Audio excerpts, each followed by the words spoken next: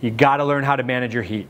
Going in too hot and too fast so you don't get a burn really brings the sweetness and the sugar out. Check out Fire Masters, a new culinary competition show where 3 chefs face off in 3 blazing culinary challenges and ultimately try to win $10,000 and the title of today's Fire Masters champion.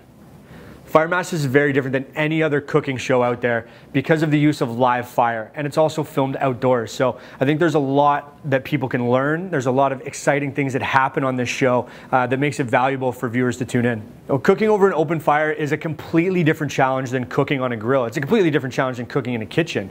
You know, when you're in a kitchen, you know you've got temperature controls on your ovens, on your range, on your burners, and you get to know that equipment. When you cook on an open fire, even if you're used to cooking on open fire, there's so many variables, so many moving targets. The cool thing about this show is we have contestants from all over North America, including Mexico and the Caribbean. So they bring a lot of really unique ingredients and techniques to the show. You're gonna see some stuff that you're not used to seeing. One of the contestants does grilled beef heart. So if you've never had beef heart before, it's worth checking out. It's actually quite delicious. I think the beautiful thing about grilling is you can grill pretty much anything, as long as it's a solid, of course. You don't want to be trying to grill soup.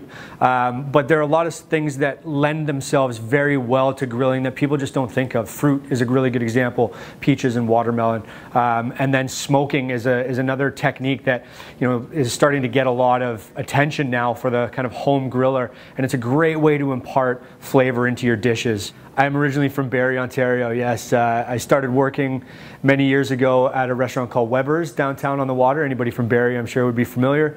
And then just kind of made my way up through the ranks over the years. Came and worked in Toronto for a number of years, sometime with Mark McEwen, who's also on Food Network Canada.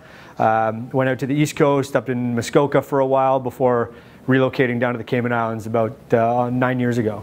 I'm not sure what the casting process is like, but I mean, if you're interested in being on a show like that, then I think one of the ways that a lot of people get recognized is putting themselves out there on things like Facebook and Instagram and social media. If you're cooking a lot with fire at home, then show people, you know, it's whether they're tuning into us or watching you, it's a great way for people to learn and share the love and the passion for cooking. Tune in every Thursday at 10 p.m. to Food Network Canada and catch Fire Masters.